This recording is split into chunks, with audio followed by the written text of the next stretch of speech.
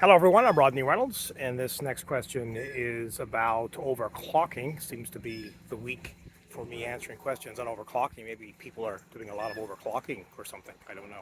But I've been overclocking everything. Like everything I buy, I think about overclocking it. Everything. Like this first thing comes to mind. How can I get more out of it?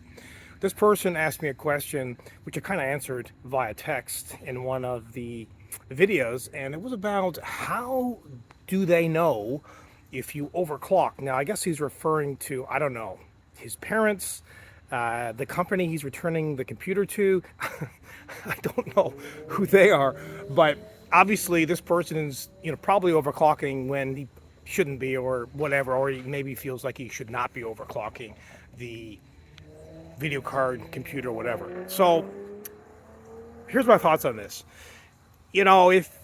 If your parents just bought you a brand new computer system, then they tell you specifically, please do not destroy this, do not overclock it, listen to your parents. Or if you're instructed by your company to do so, don't overclock it, because if something happens, you could be in a lot of trouble, right? So don't do that. But if you want to overclock your computer system and maybe it fails, then you want to return it. And in most cases, honestly, overclocking, unless it's extreme, is not going to kill anything. I've been doing it for decades.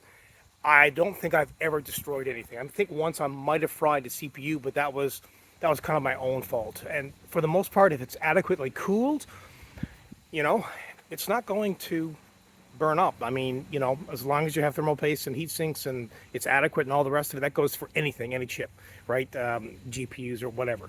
So, well, if you don't want them to know, there's a couple of things. I mean, if you're using software to overclock, you can uninstall the software. You can also, if you're doing it through the BIOS, then you can, reset all of that information as well. So if you reset the hardware and the software data when it comes to overclocking, whatever component it is, you should be okay. But again, I can't say this enough. If you've been instructed not to overclock this computer system, then don't do it. If you're doing it because out of warranty concerns, probably don't do it. Overclock at your own peril. Remember that. I'm not telling you to overclock. Do it at your own peril. In other words, if you're not worried about burning out your CPU or GPU, which probably won't happen, but if you're worried about that, don't do it. That'll be my sound advice on that.